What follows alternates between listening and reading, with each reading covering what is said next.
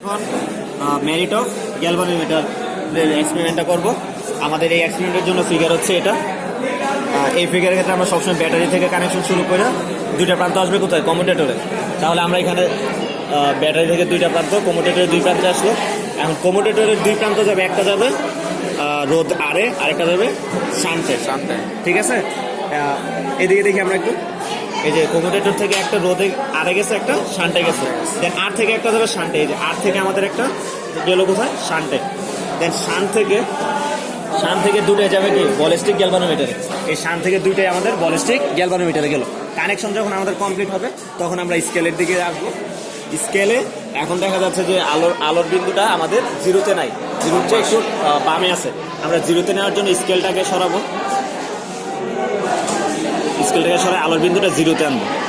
এখন জিরোতে আনার পরে যদি আমরা এইদিকে আমাদের কোনো রোদ তোলা নাই, এই রোদ না তোলা অবস্থায় যদি আমরা এখানে কানেকশন দিই তাহলে এই আলোটা আমাদের স্কেলের বাইরে চলে যাবে, ইনফিনিটিতে চলে যাবে। সেই জন্য আমাদের আগে এখান থেকে কিছু রোদ তুলতে হবে। আর এই আরের ক্ষেত্রে আমাদের রোদ তুলতে হবে 10,000-এর উপরে। তাহলে আমরা আগে 10,000 তুলি, আর এখান থেকে আমরা যে কোনো একটা রোদ তুললাম, 0.1 তুললাম। 0.1 তোলার পর তারপর আমরা এখানে একটা ডিরেক্টে দিলাম, ডিরেক্ট কানেকশন দিলাম।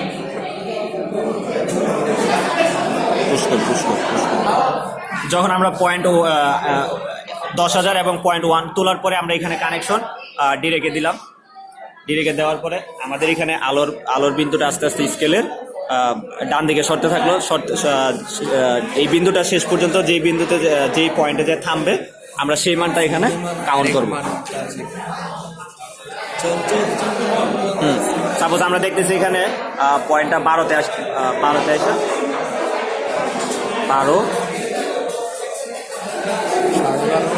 13। আচ্ছা, 13তে এসে আমাদের পয়েন্টটা থামলো।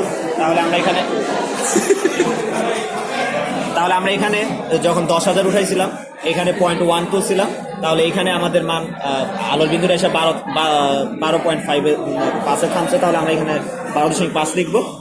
আর একবার ডিরেক্টে নিব, একবার রিভার্সে নিব, নিয়ে এখানে গড় নিব। এই একই প্রসেসে এখান থেকে যখন 10,000 তুলে মান নিচ্ছে, এরপর আমরা 1,000 বাড়াইলাম, 11,000 তুললাম। এখান থেকে 0.1 থেকে আমরা 0.2 করলাম। দেন আমরা কানেকশন দিলাম, কমিউটেটরে ডিরেক্টে দিলাম।